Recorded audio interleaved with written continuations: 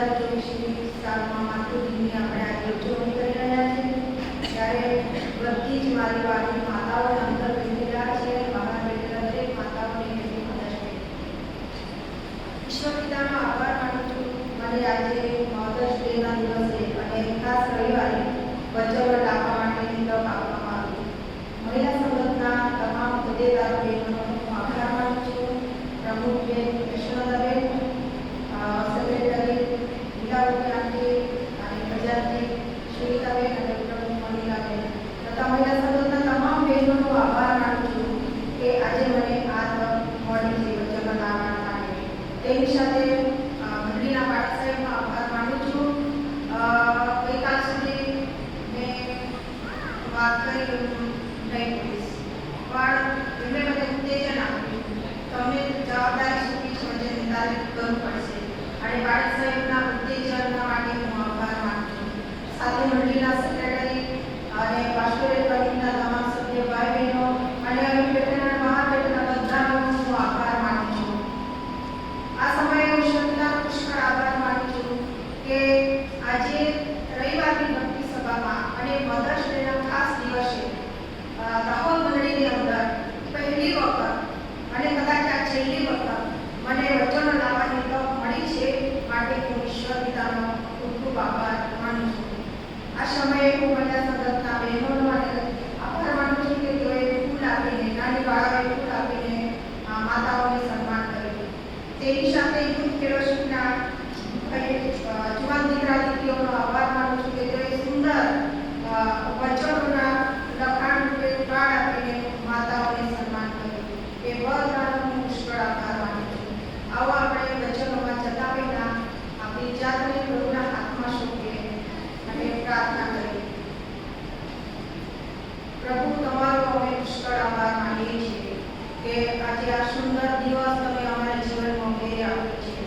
આજે આખું વિશ્વ માતૃદિનની ઉજવણી કરી રહ્યું છે અને દાહોદ મંડળીમાં પણ પ્રભુ અમે ખાસ માતાઓને સન્માન કરીને માતૃદિનની ઉજવણી કરી રહ્યા છે, ત્યારે તમારો આભાર માનીએ છીએ। આ સમયે પ્રભુ પિતા અહીં બેઠેલા પ્રત્યેક જણ અમે તમારા પ્રેમાળ હાથોમાં સોંપાઈ રહી છે। આજે જે આશીર્વાદ પ્રાપ્ત કરવા આવ્યા છે ત્યારે કોઈ ખાલી એમ જ ના જાય, પણ આજે અમારા માટે જે આશીર્વાદ તમે રાખી મૂક્યો છે તે અમે પ્રાપ્ત કરીને ઘરે જઈ શકીએ એવું માનીશું। હું જ અબળ અને નિર્બળ પાત્રને તમે સહાય અને મદદ કરો, મને બોલવા માટે હિંમત આપો, દોરવણી પૂરી પાડો, પવિત્ર આત્માના કબજા હેઠળ રાખો, જેથી કરીને પ્રભુ તમારા વચનો મારા વહાલાઓને આગળ પ્રગટ કરી શકો। મારી સાથે પણ તમે વાત અને વ્યવહાર કરો પ્રભુ પિતા। આજે અમારા માટે જે આશીર્વાદ તમે રાખી મૂક્યા છે તે પ્રાપ્ત કરવા માટે અમે દરેકને સહાય અને મદદ કરો। તમારા પ્રેમાળ હાથોમાં અમે અમારી જાતને સોંપી દઈએ છીએ। ભટકતા અને ઊંડા વિચારોને ઈશ્વર નામમાં તમે દૂર કરો, જેથી કરીને અમે તમારી વાણી સાંભળી શકીએ, તમારા અવાજને અમે પ્રભુજી સાંભળી શકીએ। એટલા માટે અમારી આત્મિક આંખો ખોલો, અમારા મનને ખોલો અને એ રીતે પ્રભુ અમે આજે મજબૂત થઈને જઈ શકીએ એવું થવા દેજો। અમારી આ પ્રાર્થના અમારા મહાન ઉદ્ધારક ઈસુ ખ્રિસ્તના નામમાં માંગીએ છીએ, આમેન। માતૃદિન વિશે ઘણા બધાએ બોલી ગયા છે અને લગભગ અડધો સંદેશ બધાને મળી ગયો છે। મારો સંદેશ કદાચ ટૂંકમાં હશે, હું ટૂંકમાં થોડું વર્ણન કરાવીશ। માતૃદિન એ ઈશ્વરે માતામાં આપણા પ્રત્યેની મૂકેલી ભલાઈઓને યાદ કરતા ઈશ્વરનો અને માતાનો વિવિધ રીતે આભાર માનવાનો ઉત્સવ અને સમય છે। માતૃદિનની ઉજવણી એ આ પૃથ્વી પરની દરેક વ્યક્તિ માટે સોનેરી અવસર છે કે માતા પ્રત્યે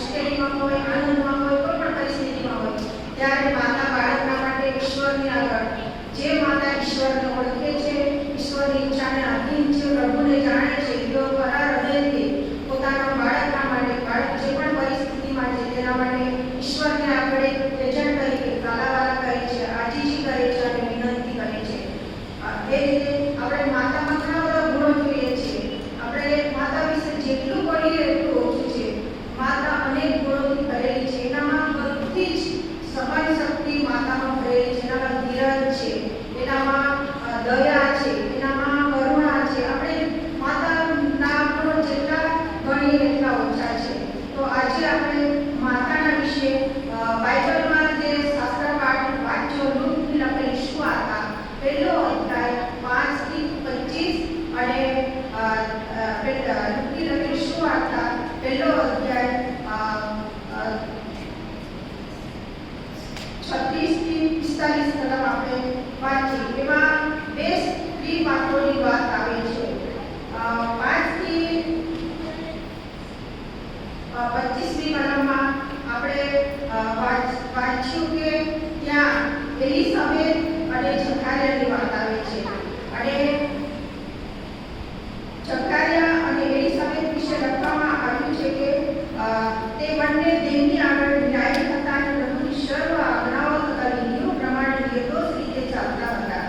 પણ તેઓને સંતાન નહોતું, કારણ કે એલિઝાબેથ વાંચણી હતી અને તેઓ બંને ઘણા ઘડા પણ હતા.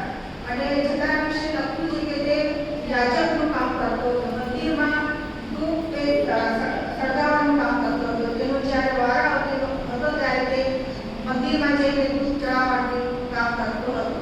અને તેવા સમયે જકારિયાને દર્શન આપે છે અને દૂધના દર્શન પછી એલિઝાબેથને ગર્ભ રહે છે. અને ત્યાર પછી આપણે પહેલો અધ્યાય 26 ને 38ની કલમમાં વાંચીએ છીએ કે મરિયમ અને દૂત વચ્ચેનો વાર્તાલાપ છે. મરિયમ અને દૂત વચ્ચેનો જે વાર્તાલાપ છે તેમાં દૂત મરિયમને દર્શન આપે છે અને એ દર્શન આપે છે, વધામણી આપે છે. તેથી મરિયમ ગભરાઈ જાય છે અને એના મનમાં અનેક પ્રશ્નો છે અને એ પ્રશ્નોના ઉત્તર દૂત આપે છે. અને આપણે 38મી કલમમાં વાંચીએ છીએ કે જે દૂત અને મરિયમનો વાર્તાલાપ છે તેમાં 38મી કલમમાં મરિયમનો પ્રત્યુત્તર છે. જે વાતો થાય છે, દૂતને જે બાબતો જણાવે છે તેનો પ્રત્યુત્તર મરિયમનો એ છે 38મી કલમમાં કે હું પ્રભુની દાસી છું, તારા કહ્યા પ્રમાણે થાવ.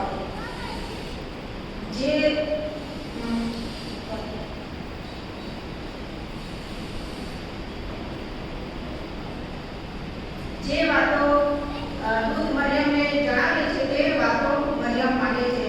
તે વાતો પર મરિયમ વિશ્વાસ કરે છે. 37મી કલમ જે છે તે આપણો મુદ્દાને છે કે ઈશ્વર તરફથી આવેલ કોઈ પણ વચન પરાક્રમ વગરનું થશે નહીં.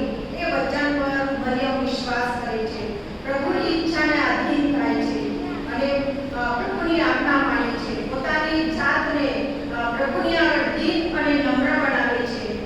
તે જેવી હતી એવી પ્રભુને સમર્પિત થઈ જાય છે અને ત્યાર પછી એ પ્રભુને આધીન થાય છે, પ્રભુને પોતાની ઈચ્છાને માન આપે છે. જેવી હતી તેવી સોંપાઈ જાય છે. એના મનમાં અનેક ઘણા પ્રશ્નો છે.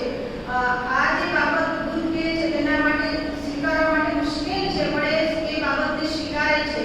પણ તેની સામે જ્યારે એવું કરે છે ત્યારે તેની સામે ઘણા બધા પ્રશ્નો છે. પહેલા તો ઈશ્વર મને શું કહે છે, એની સગાઈ થઈ ગઈ હતી, સમાજ અને ઘણા બધા પ્રશ્નો અને વિડંબણામાંથી પસાર થઈ રહી હતી. અને તેવા સમયે કે આપણે 29-45ની કલમમાં વાંચીએ છીએ કે મરિયમ પોતાની સગી એલિઝાબેથને મળવા જાય છે. હવે મરિયમ અનેક પ્રશ્નોની અંદર એના મનમાં અનેક પ્રશ્નો છે, એનો ભય છે અને એવા સમયે એ પોતાની સગી એલિઝાબેથને મળવા યહૂદિયા જાય છે. અને જ્યારે મરિયમ એલિઝાબેથને મળે છે ત્યારે મરિયમની સલામથી એલિઝાબેથના પેટમાં જે બાળક હતું તે બાઇબલમાં લખ્યું છે કે એની સલામથી એના પેટમાં જે બાળક હતું તે વાતથી ઉધ્યું. અને એની મરિયમને મળવાથી એલિઝાબેથ એટલી આનંદિત થાય છે, ખુશ થઈ જાય છે. અને મરિયમના માટે એલિઝાબેથ 3 વખત ધન્ય બને છે. પહેલી વખત કહે છે કે સ્ત્રીઓમાં તને ધન્ય છે, બીજી વખત કહે છે કે તારા પેટના ફળને ધન્ય છે અને ત્રીજી વખત કહે છે કે જેને વિશ્વાસ કર્યો છે તેને ધન્ય છે. હવે આ શબ્દ ધન્યતાના શબ્દ મરિયમને એલિઝાબેથ કહે છે. શા માટે ધન્ય કહેવામાં આવે છે? કારણ કે સ્ત્રીઓમાં તને ધન્ય છે એટલે કે મરિયમ પોતાનું વ્યક્તિગત જીવન એને પવિત્ર રાખ્યું. એનામાં શુદ્ધતા હતી, તે પવિત્ર હતી, એનું અંતઃકરણ શુદ્ધ હતું અને પવિત્ર અને ઈશ્વરથી કૃપા પામેલી હતી. અને તારા પેટના ફળને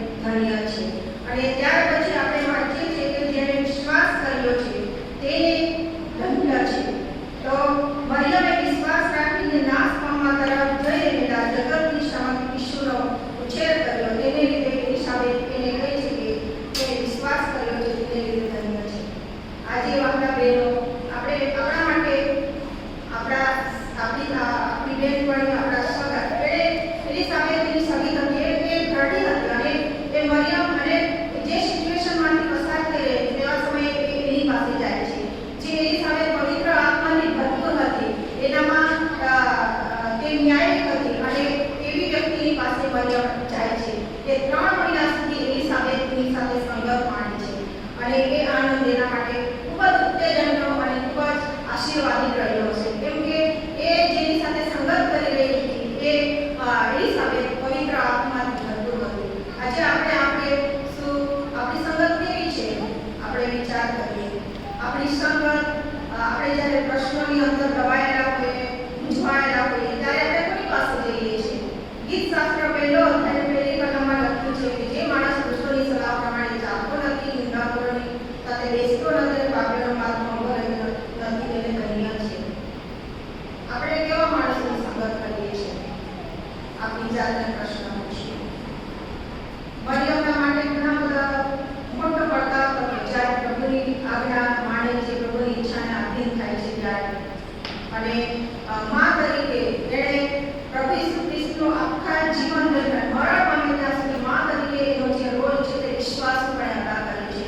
આપણે લુકની લખેલી સુવાર્તા 2 અધ્યાય અને 19મી કલમમાં લખ્યું છે, પણ મરિયમ એ સર્વ વાતો મનમાં રાખીને તે વિશે વિચાર કરતી. કઈ વાત મરિયમ મનમાં રાખે છે? જે ઈસુના જન્મ સંબંધીની બાબતો હતી, જે ઘટના બની હતી, તે મરિયમ શા માટે મનમાં રાખે છે? કારણ કે એ એના બાળકના હિતના માટે એ બધી બાબતો મનમાં રાખે છે. જાહેર કરતી નથી. એનું બાળક જોખમમાં ના આવે એટલા માટે એના માટે બહુ ઘણી આશ્ચર્યજનક બાબતો બની છે, અદ્ભુત બાબતો એના જીવનમાં બની છે. છતાંય એ બાબતો કોઈને કહેતી નથી, મનમાં રાખે છે પોતાના બાળકના હિતના ખાતર, અને એ રીતે એ કોઈને જણાવતી નથી. આજે આપણે શું આપણા બાળકના હિતના ખાતર, એના ભવિષ્યના માટે શું આપણે એવી બાબતો છે જે આપણે ન કહેવી જોઈએ કહી દઈએ છીએ? ઘણી વખત જુવાન દીકરા દીકરીઓ પોતાની જે અંગત વાતો હોય તે માને કહેતા નથી કે બાપને કહેતા નથી. કેમ નથી કહેતા? કારણ કે એ લોકોને ભય છે કે જો હું કહી દઈશ તો બીજાને મારી માં કહી દેશે, અને એટલા માટે એ લોકો માને કે બાપને કહેતા નથી. અને એવા સમયે લોકો કોઈ એવી વ્યક્તિ પાસે જાય છે જેનાથી એને અટકી જવાનો કે ખોટા નિર્ણય લેવા માટે ખોટા નિર્ણય તરફ લઈ જઈ શકે છે. આપણે આપણા બાળકો આપણા પર વિશ્વાસ કરે એટલા માટે કોઈ એવી બાબતો છે જે આપણે મા તરીકે આપણા મનમાં રાખવી જોઈએ. મરિયમના માટે કેટલી મોટી બાબત બની હતી, છતાં એ કોઈને જાહેર કરતી નથી. પોતાના બાળકના હિતના ખાતર એ વાતો બધી મનમાં રાખી છે. ત્યાર પછી આપણે યોહાનની લખેલી સુવાર્તા 2 અધ્યાય 1-11 કલમમાં જે પ્રસંગ આપ્યો છે તે આપણે બધા સારી રીતે જાણીએ છીએ. કાના ગામના લગ્ન. અને કાના ગામમાં લગ્ન હોય છે તેમાં ઈસુ અને ઈસુની માં મરિયમને અને તેના શિષ્યોને આમંત્રણ આપવામાં આવે છે, અને ત્યાં દ્રાક્ષરસ ઘટી જાય છે. ત્યારે મરિયમ ઈસુની પાસે જઈને કહે છે કે દ્રાક્ષરસ ઘટી ગયો છે. ત્યારે ઈસુ જવાબ આપે છે, મારે ને તારે શું? ઈસુનો જવાબ એવો છે. પણ પછી મરિયમ ચાકોરોને કહે છે કે ઈસુ જે કંઈ કહેશે ને તે તમે કરજો. અને ઈસુ ચાકોરોને કુંડામાં પાણી ભરવા કહે છે, અને ત્યાં દ્રાક્ષરસ બની જાય છે. ત્યાં ચમત્કાર થાય છે, કેમ કે મરિયમ પોતાના બાળક વિશે જાણતી હતી. પોતાનું બાળક કોણ છે, ઈસુ કોણ છે, તેના વિશે ફક્ત મરિયમ માતાને ખબર હતી. આજે આપણે આપણા બાળકના વિશે શું માહિતગાર છીએ? આપણું બાળક ક્યાં જાય છે, શું કરે છે? માતા તરીકે આપણે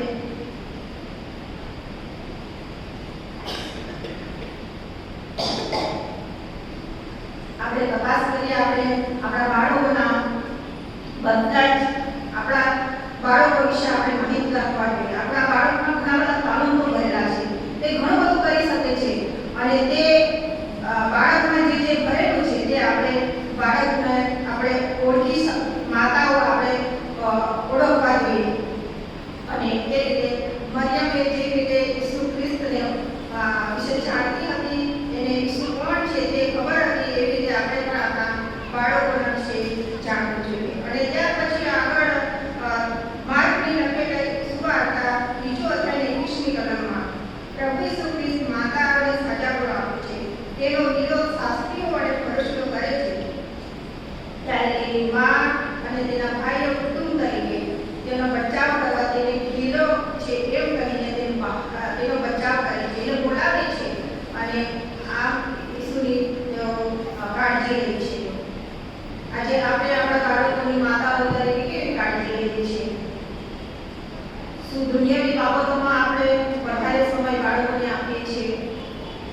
પછી આત્મિક વૃદ્ધિના માટે વધારે સમય આપીએ છીએ. આપણે આપણા બાળકોના માટે સારી કાળજી લેવી જોઈએ. ત્યાર પછી છેલ્લે વધસ્તંભ પર ઈસુ મરણ પામે છે. એ ઈશ્વરની યોજના છે. એ માતા તરીકે મરિયમને ખબર છે, અને છતાંય આપણે વિચાર કરીએ માતા તરીકે વધસ્તંભ પર મૂકવું એના માટે કેટલું અસહ્ય હશે, કઠણ હશે.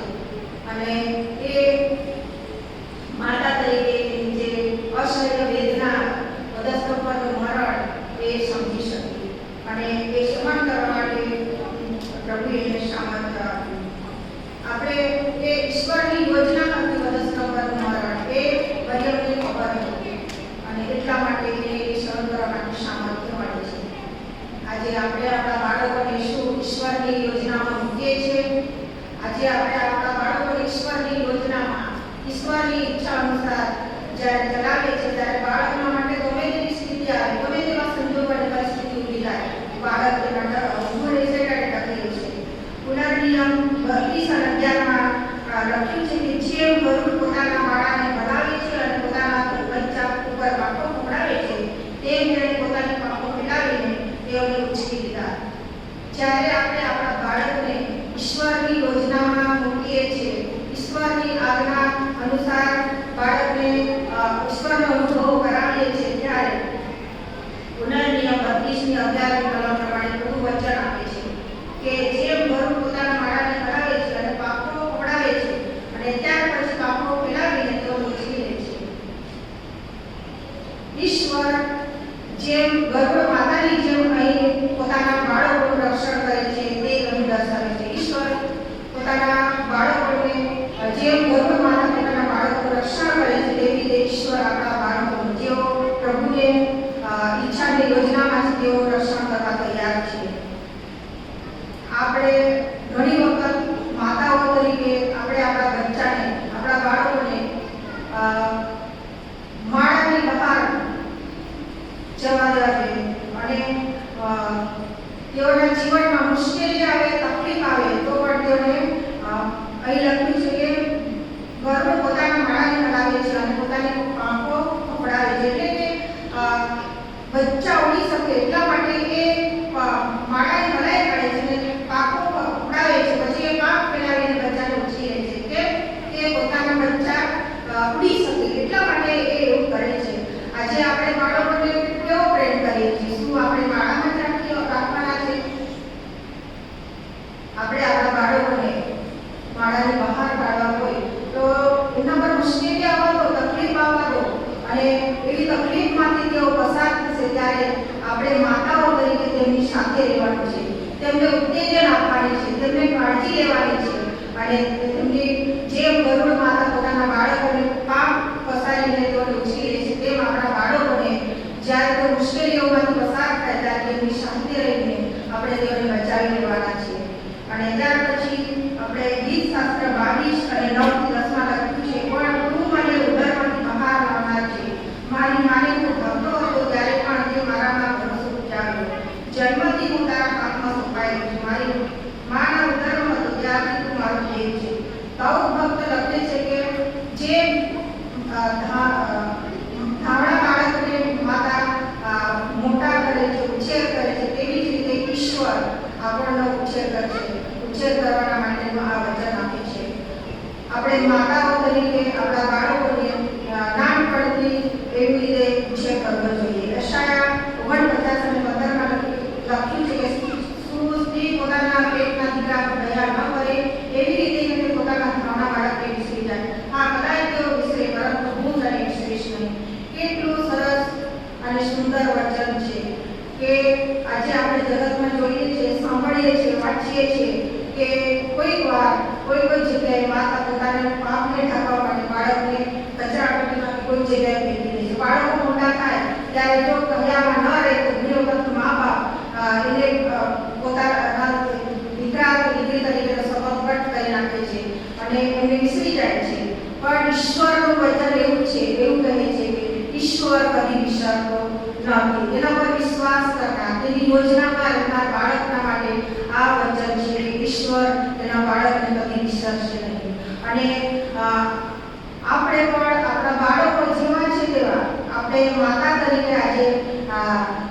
કાળજી લેવાની છે. ભલે તેઓ અભ્યાસમાં નબળા છે, તો ભલે તેઓમાં ઘણી બધી નબળાઈ છે, પણ બાળકોને જેવા છે તેવા આપણે સ્વીકારવાના છે, તેઓને પ્રેમ કરવાનો છે અને તેઓને ઈશ્વર તરફ વાળવાના છે. તેઓની આપણે કાળજી લેવાની છે. જેવી રીતે ઈશ્વર તેના બાળકોની કાળજી લે છે. માતા કદાચ વિસરી જાય પણ ઈશ્વર કદી વિસરતા નથી. એ જ અપેક્ષા માતાઓ તરીકે આપણી પાસે ઈશ્વર માંગે છે કે આપણા બાળકોને આપણે જેવા છે તેવા સ્વીકારવા જોઈએ. યશાયા 66:13 માં લખ્યું છે કે જેમ કોઈ માણસને તેની માં દિલાસો આપે છે તે પ્રમાણે હું તમને દિલાસો આપીશ.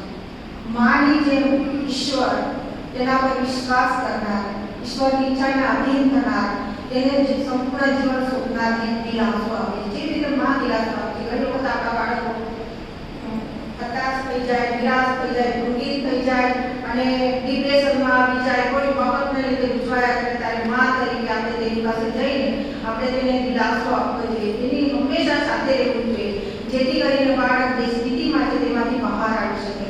અને એ જેવી રીતે ઈશ્વર તેના પર વિશ્વાસ કરનાર બાળકોને દિલાસો આપે છે, એવી જ અપેક્ષા ઈશ્વર આજે આપણી પાસે પણ માંગે છે.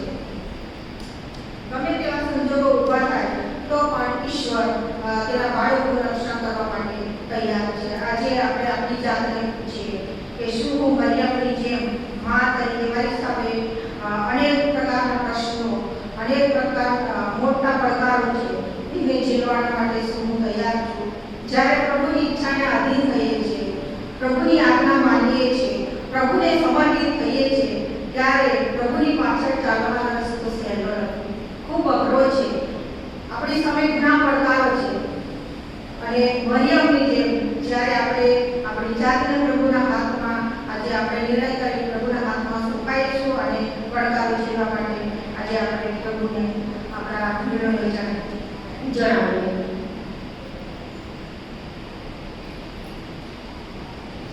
ત્યાર પછી શું માતા તરીકે મારા બાળકોના ભવિષ્યના હિત માટે હું ચૂપ રહું? આજે આપણે આપણી વ્યક્તિગત માતા તરીકે પોતાની જાતને પૂછીએ કે મારા બાળકના હિતના માટે શું એવી કોઈ બાબતો છે જે મારે બીજાને ના કરવી જોઈએ અને તે નહીં કરવા માટે કે તેના હિતના માટે, તેના ભવિષ્યના માટે આપણે ચિંતા કરવી જોઈએ અને તેના હિતના માટે આપણે ચૂપ કરવું જોઈએ. મરિયમ જેવી રીતે પોતાના બાળકના હિતના માટે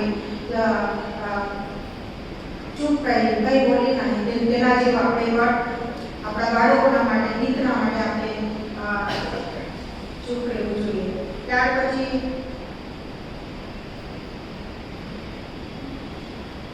મરિયમની જેમ શું આપણે આપણા બાળક આજે આપણે આપણી જાતને પ્રશ્ન પૂછીએ કે શું હું મરિયમની જેમ મારા બાળકને જાણું છું? બાળક શું કરી શકે છે? બાળક કોણ છે? તેના વિશે માતા તરીકે આજે આપણે આપણી જાતને ઈશ્વરને આપણે લઈ જઈએ અને આપણે નિર્ણય લઈએ કે આજે હું મારા બાળકને જાણી શકું, તેને ઓળખી શકું, એ શું કરે છે, એટલા માટે ઈશ્વરની આગળ